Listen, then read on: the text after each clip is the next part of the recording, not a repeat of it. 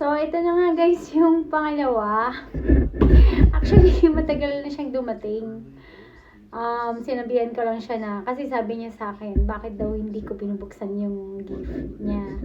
Eh kasi nga guys, lagi akong late na nakakauwi ng bahay kasi nga panggabi yung pasok ko ng isang buwan, buong December, panggabi ako. So, sinet aside ko muna siya para magkaroon ako ng chance na buksan kapag ka-okay ko. So, ganito siya kalaki. Request ko to actually, pero gusto ko lang siyang buksan at pakita sa inyo. So, ito yung request ko sa kanya. Kasi kailangan ko talaga siya dito, guys. And, ayun, medyo malaki nga yung box niya. Ngayon ko lang siya bubuksan kasi nga, kailangan tayong time. So, ayan. Ano to siya guys, pagka pala kaka-edad na tayo, mas gusto na lang natin yung mga talagang kailangan talaga. Ayan. So ito siya, isa siyang water filter jug.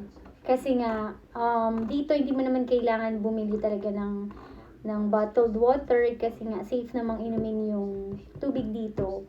Pero medyo maarte lang talaga ako kaya gusto ko ng kasi nga nagpapa-deliver pa ako ng bottled water. So, ayun na lang, ito na lang yung ni-request ko sa kanya. Kasi nga guys, ayan, so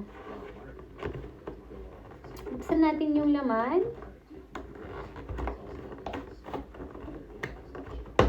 Dito na lang ako masaya guys, dito lang talaga siya ako masaya sa mga ganito.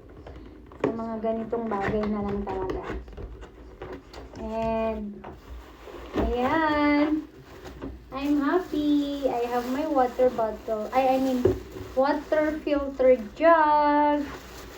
And, gagamitin ko na. Sabi niya, gusto niya na daw gamitin. Sabi ko, mag-unbox muna ako. So, ayun na.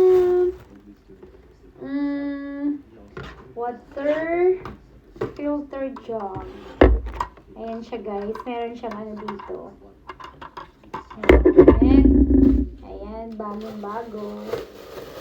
So, ready to use. Yay! Thank you so much, Rob, for your wonderful gift na talagang araw-araw ko siyang gagamitin. And good choice. Thank you guys for watching.